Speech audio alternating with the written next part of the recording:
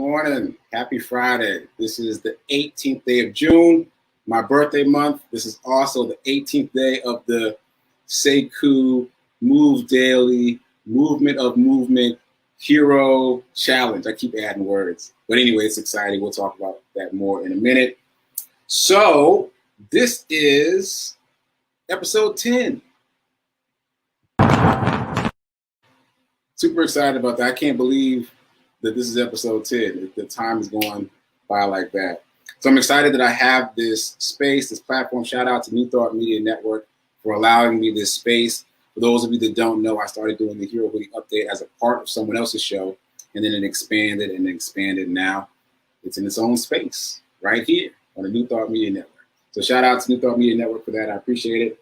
Also, I did not introduce myself. I'm Sekou Writes. I am a professional creative. I'm an author, I'm a journalist, I'm a playwright, that's new. I am a filmmaker, that's new. I'm actually in a film festival right now that started yesterday. So I'm excited about that. I'm a jewelry maker, that's not new. I've been doing that for a while. So anyway, there's a bunch of different things I do, all under the house of creativity, being a professional creator. Okay, so I think on Fridays, I'm gonna steal a page from Rev. Melissa and do kind of a recap of where we are, what we talked about, what's been going on. So we're going to call it Flashback Friday, just like they do on social media. Flashback Friday. So just recapping. I changed the name of the show again. I don't know if you noticed that. Today and yesterday, I've been calling it the Hero Show. And Hero, for those of you just joining us, is an acronym. It means helping everyone reaps optimism. Helping everyone reaps optimism. It also stands for high emotion radiates overflow. Reverend Melissa came up with that acronym. I like it a lot. I'm sure there will be more. So stay tuned. And we'll see if I change the name of the show again on Monday. We'll see. No promises. No promises, but that's where we are right now. Okay, so the Flashback Friday. So we started off in Smoothie King. Just a random experience in Smoothie King has given me all these blessings in terms of wisdom and knowledge and insight. And I am grateful that I had the thought to kind of unpack that situation, because I could have just gone in and got my smoothie and moved on about my day and never thought about it again. So I'm grateful that I took the time to look at what was going on around me and extract some lessons that I hope were beneficial to you. So thank you. Speaking of which, thank you for the feedback. People have been sending me text messages and direct messages. I greatly appreciate it. Again, this is a brand new space for me, so I'm excited to have that feedback. And bonus, it gives me something to respond to. So a couple people commented about Charlie. So let me just make it clear what I'm saying. I am not saying don't apologize. That's not what I'm saying. So in the story, Charlie came into Smoothie King and he said something, he made some jokes, and then he left and came back and he apologized for anything he might have said to offend the employees. So in this situation, Charlie is doing his work. Charlie is working on himself. He left, I'm sure, to leave completely, but then he thought some version of how can I do better in this situation? And then he came back in and apologized. And that is someone who is introspective in doing their work. So I'm not saying don't do that. I'm definitely saying do your work. If you feel like you need to apologize for something, apologize freely and easily. And even if you're strong enough to apologize for something that's not your fault, be the bigger person. Go ahead and do that. If you have the ability to do that, because not everybody does, but if you have the ability to apologize for something that ain't got nothing to do with you, just to make the situation be a little bit better, go ahead. But don't be attached to the outcome. That's what I'm saying. Like Charlie apologized, but he didn't get the reaction that he wanted, right?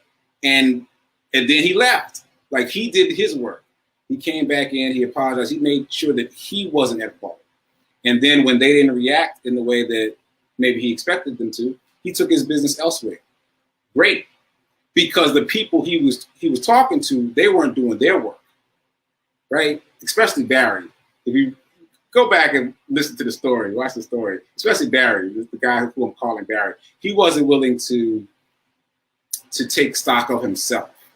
So all I'm really saying is be willing to take stock of yourself of where you are, what you're doing, of how you're contributing to a situation, and be willing to take full responsibility. That's all.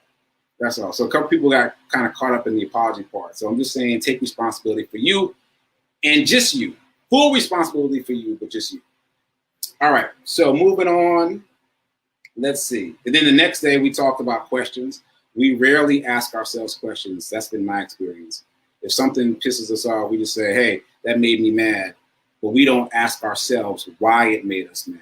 We don't ask ourselves what triggered us. We don't really dive deeply into us. We just kind of react. And so the questions I gave you were from this book called The 7-Day Mental Diet by Emmett Fox. He's got 8 lifesaver questions, and I just gave you 2. The 2 that I think are really impactful are, how can I give more, and how can I expect less? How can I give more and expect less? And if you can apply those questions in any situation, but especially when you're triggered by something, I mean, that will really force you to do the work of working on yourself. Because it's hard to think about giving more and expecting less when you're triggered, right? So that's good work to do. And then we talked about Olga. And then someone asked me if I had video footage of Olga. I don't have any, but there is plenty of video footage. But I do have a photo. I looked it up. And this is Olga. That's Olga right there. In this photo, there's some debate. She's either 91 or 92. Yeah, you heard that right. She's either 91 or 92. She's doing the long jump competition. And you may have heard me say that she now has, well, I'm sorry, she's passed away now, but she got 30 world records and 750 gold medals. 750 gold medals. And she started track and field at age 77. So after 77, she got 30 world records and 750 gold medals. And so the point is, they studied Olga extensively, and they discovered that essentially it's just about mindset. Like, yes, chronologically you get older, but that's really just a mental construct. Like, there are places in the world where, for example, the day you're born, you're 1 year old. Like, you know, in the United States, you're 1 day old, but there you're 1 year old the day you're born. And then there's other places in the world where your birthday is New Year's. Doesn't matter what day you're born. So it's all arbitrary. It's a construct. And so Olga just decided to not buy into age. And every time they told her she couldn't do something, she would say, why not? And then she would follow up with, limits are illusions. Limits are illusions. And even if you don't really believe that, isn't that a nice way to live? Just saying to yourself, limits are illusion. How much more could you get accomplished in life if you just said to yourself all the time, limits are illusions? Any limits out there are illusions. That kind of reminds me of the Matrix a little bit. Don't get me going down the rabbit hole on the Matrix. I won't do it right now. So anyway, that's a photo of Olga. And that led me to, so I can't remember her name now, but there was a doctor at Harvard who has done this counterclockwise study where she found that just surrounding the elderly with what she calls youth primes, in other words, things that make them feel young, that will do significant, that will change the way they feel about themselves significantly. And in the study, the first study she did, she found that it only took 5 days for people to feel younger, act younger, and even run outside and play football. And we're talking about, you know, elderly people like 80s, 90s. So amazing study. Check it out. Just look for counterclockwise study. So those are the things we talked about this week. I'm doing pretty good on time. Yeah, so let me talk about the hero hoodie stuff, the hero movement, or hero ministry, as Rev Melissa calls it. So as you may have noticed, I am wearing yet another hero t-shirt. This one is the colors of Project Love Strong. That is the nonprofit here in Nashville that got me involved with the hero hoodie movement. Well, I thought of the idea in service to them, and now it's expanded. So this shirt has their colors. And specifically, if you buy this shirt, not only will I give a brand new hero t-shirt to the unhoused through them, but I'll also give 50% of the proceeds to their nonprofit, Project Love Strong. So I'm excited about that. And if you haven't been watching all week, we got swag. So here is the classic hero t-shirt. This is the original. And if you buy that one, again, it's a go-go. So every time you buy a shirt, I'm going to give a brand new shirt to the unhoused. So that's exciting. And then also 50% of the proceeds to a nonprofit working for the homeless. So there's that one. And then there's this one. This is the blue and white one. This one specifically supports the women of the Zetas. The Zetas in Louisville, Kentucky, because they brought me in and we had a hero hoodie drive. It was very exciting. So this supports them specifically. And then we've got the hero socks. These are also go-go now in the store. I should put the store up. It's just giveherohoodies.com. But these are also go-go. So you buy one for you, I will gift a pair to the unhoused. So they have some brand new socks, some brand new t-shirts, some brand new hoodies. And also I'm donating 50% of the proceeds of the socks to Unhoused St. Louis, which is a nonprofit in St. Louis that works with the unhoused community. So there's all of that. And let me check my notes. I think that's it. So your weekend assignment, if you want a weekend assignment, here you go. Your weekend assignment is to ask yourself questions, just the two that I gave you. How can I give more?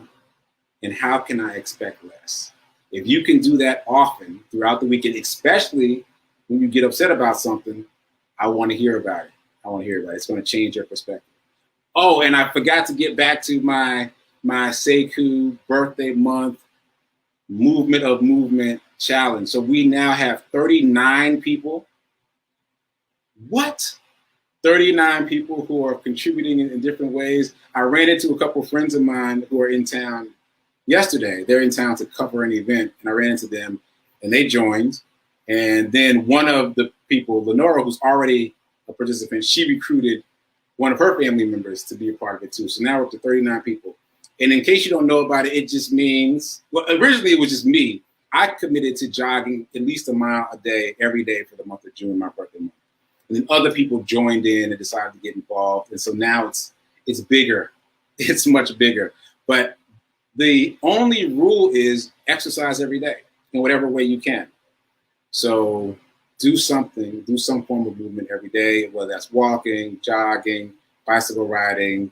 I've got someone lifting weights. I posted a video of it yesterday. She's doing these heavy weights.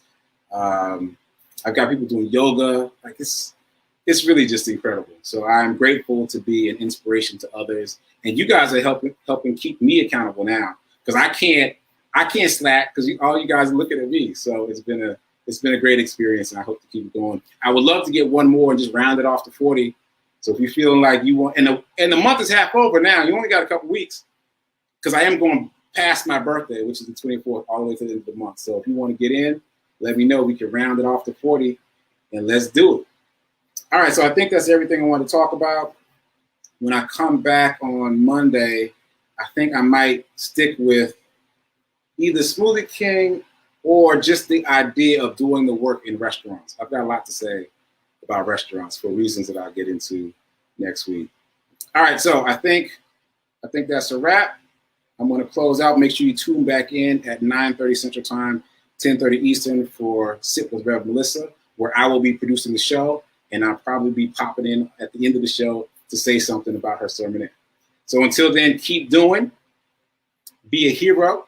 Be your own hero. Oh, wait. Did you notice that I matched the pocket square to the crown? See that? There we go. Ha. Be your own hero, and remember that now is better than perfect. All right. Later.